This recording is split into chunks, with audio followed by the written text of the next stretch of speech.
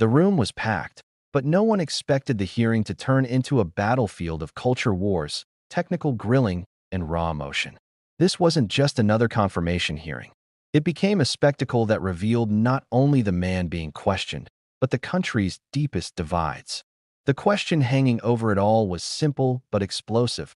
Was this about America's national security, or just another round of political theater? From the very beginning, it was clear Pete Hegseth's nomination would not be smooth.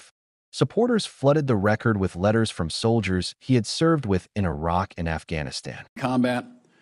I would like to submit a statement from 86 of them who support his nomination. Although they come from different units and ranks, the signatories commend Mr. Hegseth for his selfless leadership, love of his soldiers, and commitment to our country. 2 items. Sorry, 1 item. I ask unanimous consent to enter this. Without objection, it will be entered. Thank you, Mr. Chairman. Pete, I'm actually going to ask you questions because I want to hear your answer. How many genders are there? Tough one. Senator, there are 2 genders. I know that well. I'm a she-he, so I'm on board. What is the diameter of the rifle round fired out of an M4A1 rifle? That's a 5.56. How many push-ups can you do? I did 5 sets of 47 this morning. What do you think are most important strategic bases in the Pacific? In the Pacific, Guam is pretty strategically significant. How many rounds of 5.56 can you fit into the magazine of an M4 rifle? Depends on the magazine, but standard issue is 30, Senator. And what size round does the M9 Beretta standard issue sidearm for the military fire? A 9mm, Senator. What kind of batteries do you put in your night vision goggle? Duracell. So right there, you're representing qualifications that show you understand what the warfighter deals with every single day on the battlefield. You understand what happens on the front line, where our troops will be. And what happens, unfortunately, in this country is decisions made in rooms like this, bad decisions, end up in dead 17, 18, 19-year-old Americans. And those Americans rarely come from families that sit in rooms like this. They come from lower, middle-income families who sometimes the military is their only way out. And they join because maybe they want to go to college. Maybe they had no other choice. Maybe they love this country. But for whatever reason, they joined and they sat on the dotted line. And when people like us screw up, they don't come home.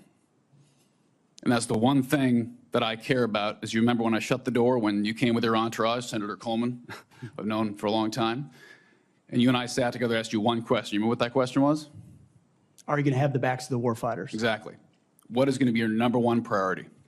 And I don't care, frankly, what all these letters and articles say. I've been a part of a smear campaign too, I get it. I care that you're going to have one thing in mind when you sit in that chair in that 5-sided building, and you told me what that was. So with that, you have my support. I'm sorry you have to go through a process like this, but it is one of the most important jobs in the world. We got to make sure you're ready for it. I thank you for your answers. I got one final question that's very important to me. This is more of a technical question, but I think it's to fix the Army in this country is a 1 or 2 year problem. We can make bullets, we can make rifles. Fix the Air Force might be a 5-year problem. To fix our Navy is a decades-long pursuit. How are you going to fix our national? You don't have all the power. We're not China. Unfortunately, you can't snap your fingers. But how are you going to lead an initiative within the DoD to reinvigorate our national shipbuilding industry so we are able to compete with China? Because freedom of navigation is critical to our economy and the global economy. It's going to be a very important task for you to complete. It's a critical question, Senator, and that's why I'm grateful that President Trump has said definitively to me and publicly that shipbuilding will be one of his absolute top priorities of this administration. So a lot of it does go into pulling things up into the OSD's office, Secretary of Defense's office, to shine a spotlight on it, to make sure the bureaucracy doesn't strangle important initiatives that need to happen. We need to reinvigorate our defense industrial base in this country to include our shipbuilding capacity. Some of it is on the east, some of it's on the west, some of it's on the Great Lakes. The workforce problems that our shipyards are facing are significant, and there's been a big investment from this committee, I know, in a lot of those places because of the shortfalls, manpower issues, everything else. We also see adversaries that have been able to innovate themselves in ways that their shipbuilding capacity is, I won't reveal it at this hearing, multitudes and multitudes beyond our capabilities. So it needs to be a rapid investment, a rapid fielding, and then we need to incentivize outside entities to fill the gap. We talk a lot about UAVs. UAVs are very important, but there's also a future of UUVs, unmanned underwater vehicles, that will be a part of amplifying the impact of our Navy, because this administration has allowed our number of ships to drop below 300. It sets a projection of 340 or 350, but doesn't create the capacity. They praised his leadership, his loyalty, and his ability to inspire men under fire. These endorsements framed him as a soldier's soldier, someone who had walked the walk. But senators weren't about to let those glowing reviews tell the whole story. The first real flashpoint came when Senator Tim Sheehy tossed a curveball. He didn't ask about budgets or strategy. Instead, he asked Hegseth how many genders there are. For a Pentagon nominee, it was an unusual question, one that had little to do with ships or troops, but everything to do with today's culture wars. Hegseth didn't hesitate. There are two, he shot back. The answer might have pleased some, but it was also a signal. This wasn't going to be a hearing confined to technicalities. Ideology was on the table, and suddenly, debates over identity politics were bleeding into the very heart of military readiness. But that wasn't the only test waiting for him. What followed was a barrage of rapid-fire questions. What caliber does an M4 rifle fire? How many rounds fit into a standard-issue magazine? What size is the M9 pistol round? What kind of batteries go into night vision goggles? Hegseth rattled off answers. 5.56mm, 30 rounds, 9mm, Duracell.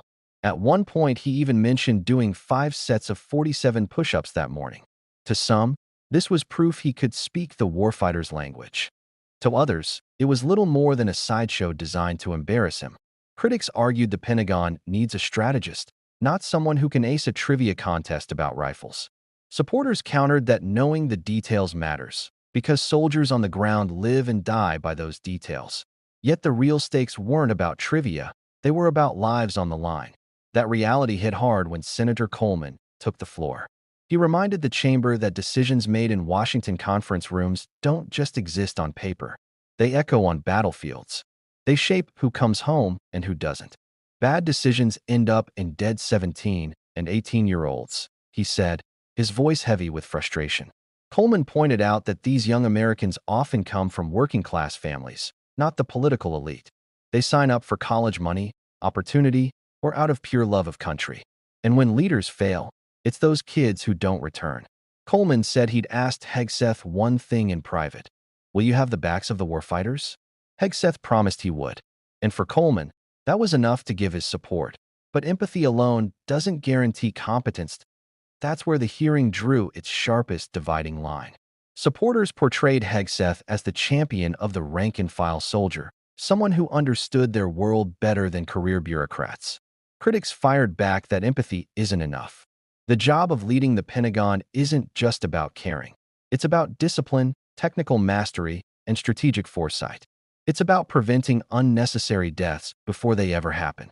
Was Hegseth really equipped to balance sentiment with the cold, calculating demands of military strategy? That was the question senators kept circling back to, and nowhere did that tension come into sharper focus than in the debate over America's Navy. One senator laid out the blunt reality. The Army could be fixed in a year or two, the Air Force in about 5. But the Navy? That was a decades-long problem. America's shipbuilding capacity had crumbled over time. The workforce was shrinking, shipyards were struggling, and the gap between U.S. and Chinese naval production was widening dangerously. How, he asked, would Hegseth fix it? This was no culture war skirmish. This was about whether the U.S. could maintain freedom of navigation in the Pacific, defend trade routes, and counter Beijing's rise. Hegseth seized the chance to frame himself as a man with a plan. He vowed to reinvigorate America's shipbuilding industry. He pointed to President Trump's promise to make shipbuilding a top priority. He insisted the Pentagon needed to shine a spotlight on the issue so bureaucracy didn't strangle progress. He called for revitalizing the defense industrial base, from the East Coast to the Great Lakes.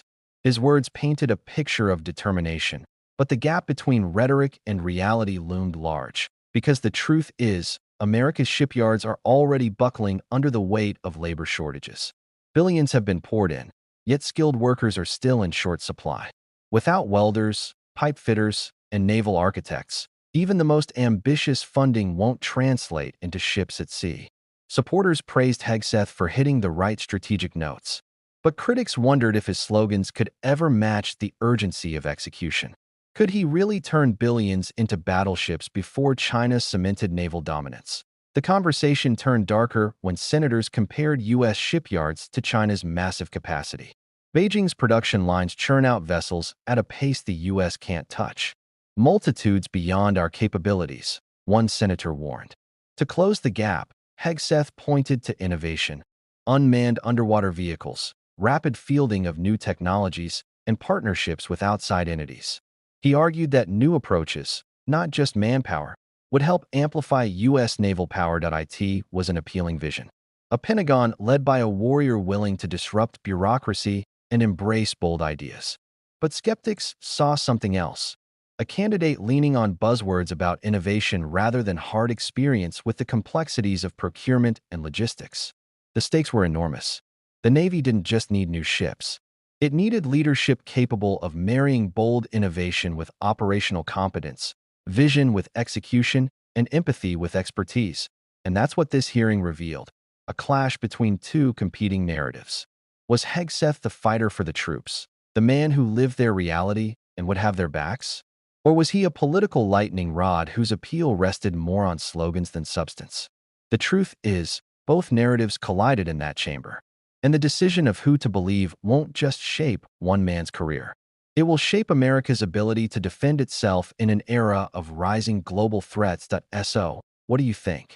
Was the grilling a fair test of qualifications, or a political circus disguised as oversight? Let us know in the comments. If you found this breakdown eye-opening, make sure to subscribe and hit the notification bell. Because the next hearing? It might be even more controversial than this one.